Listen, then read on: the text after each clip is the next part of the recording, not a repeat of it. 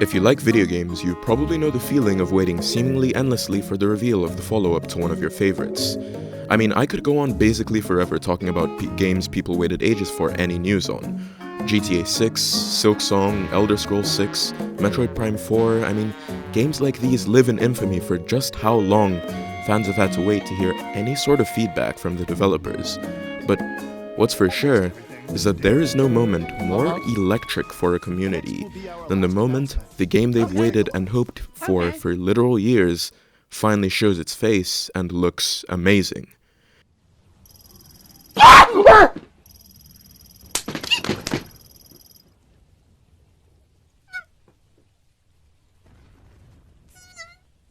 That's the beauty and power of a well-timed game reveal.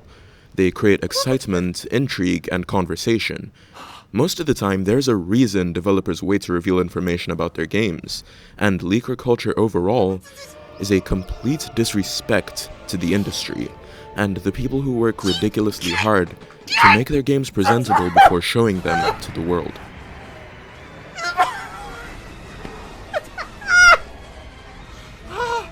There's a lot of reasons leaks exist.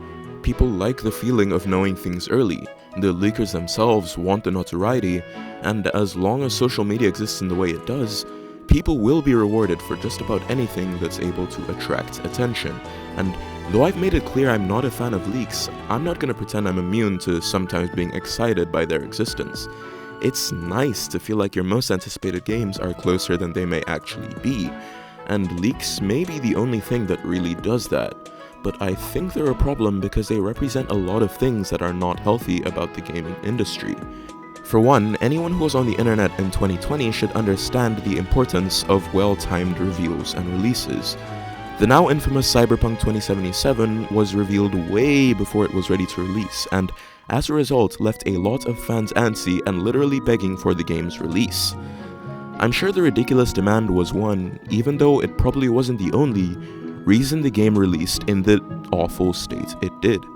Simply put, I think in an ideal world, games should be revealed roughly a year or less away from release, because it gives fans enough time to get excited, but not enough time to get obnoxious and, start begging the developers for release.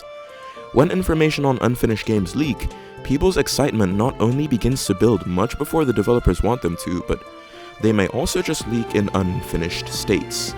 If you don't know, GTA 6 gameplay leaked shortly before the game's actual reveal, which led a lot of clearly uninformed people to complaining about the game's quality.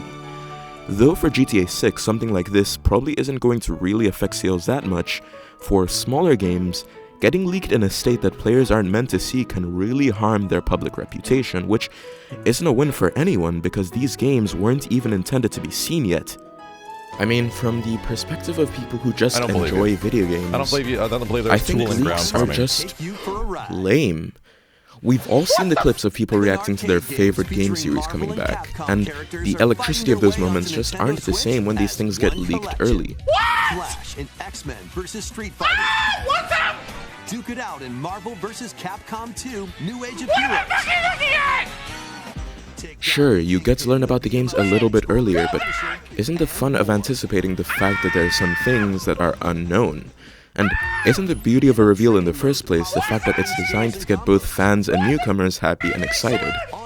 Leaks just rob us, the players, of these things while looking like something that actually benefits us. But at the end of the day, the games are gonna get released at the same time anyway. Also, since video games can change, and often pretty drastically during the development process, leaks can lead to fans expecting things that just aren't going to come true even if the leaks were accurate. Again, there's a reason developers want to let us see their work when they're ready to show it off, and expectations going into a game's release have big effects on how people perceive them and how much people actually enjoy them. No matter how good a game is, if it's not what you were led to believe it's going to be, you are not going to like it as much. It isn't in leakers' interest at all to present games to the players in the way the developers want them to be perceived, and can just generally lead to a lot of unhappy fans who aren't happy with a game they would have otherwise liked were they expecting it. And if Jujutsu Kaisen has taught us anything, it's that people online cannot keep a secret anymore. It's no longer as simple as just muting keywords or going offline after a game's reveal. On any given day, someone who doesn't want to be on the receiving end of leaked info just may be out of the blue, which sometimes just contains straight up story spoilers, which is even worse. While the wait for games can be a long, painful process, I think it's still in our best interest to just let developers work at their own pace. As much as I would kill to hear anything about Silksong, I'd much rather hear nothing than have some faceless leaker feed me information Team Cherry doesn't want me to hear about yet. Ultimately, all leakers generally want is the fame. While I'm sure some people think what they're doing is helpful, I don't think it's worth getting attached to faceless figures who lie about their identities and feed us information the developers don't want us to know. Of course, my opinion is mine and mine alone, and if you love hearing about games early, I'd genuinely love to understand why. In the meantime, I'll kick back and wait for Atlas to tell me what they're ready to tell me about Persona 6, while you hopefully subscribe to my channel. Thank you so much for watching.